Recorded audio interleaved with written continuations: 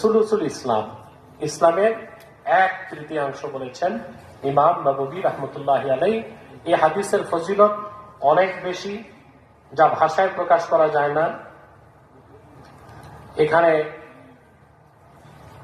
ইমাম আবু দাউদ রাহমাতুল্লাহ বলেছেন, কাতাবতু আনিন নবী সাল্লাল্লাহু আলাইহি ওয়াসাল্লাম 500,000 হাদিসিন ইনতাখাবতু মিনহা 4,000 হাদিস ওয়া 800 হাদিসিন ফিল আহকাম। আবু দাউদ বলেন, আমি আল্লাহর হাবিব নবীজি মুহাম্মদ সাল্লাল্লাহু আলাইহি ওয়াসাল্লামের 5 লক্ষ হাদিস থেকে হাদিস নির্বাচন করেছি সুনান আবি দাউদের জন্য মাত্র 4,800 হাদিস।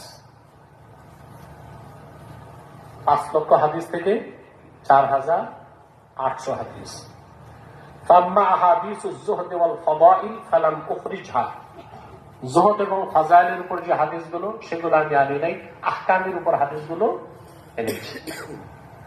ওয়া ইয়াকফিল ইনসানা লিদীনিহি মিন যালিকা 4 আহাদিস।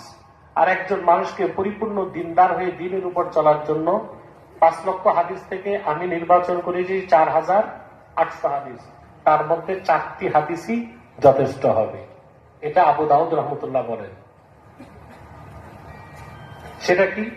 তার প্রথমটা হচ্ছে ইন্নামাল আমালু বিন্নিয়াত, বুখারী শরীফের প্রথম হাদিস, নিয়তের হাদিস।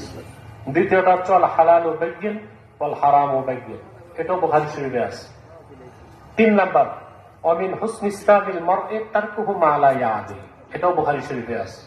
4 নাম্বার লা ইয়াকুনুল মুমিনু মুমিনান হাত্তা ইয়ারদা লিআখিহি মা ইয়ারদা লিনাফসি, এটাও বুখারী শরীফে আছে।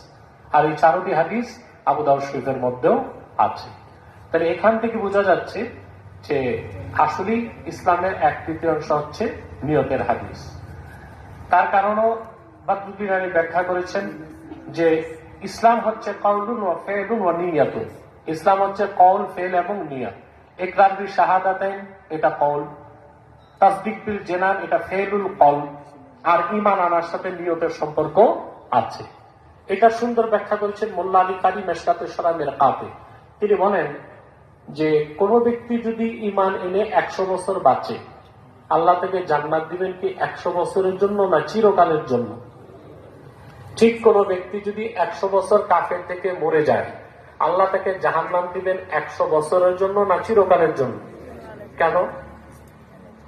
100 বছর যে ঈমানের উপর থেকে মৃত্যুবরণ করলো, আল্লাহ তাকে জান্নাত দিবেন চির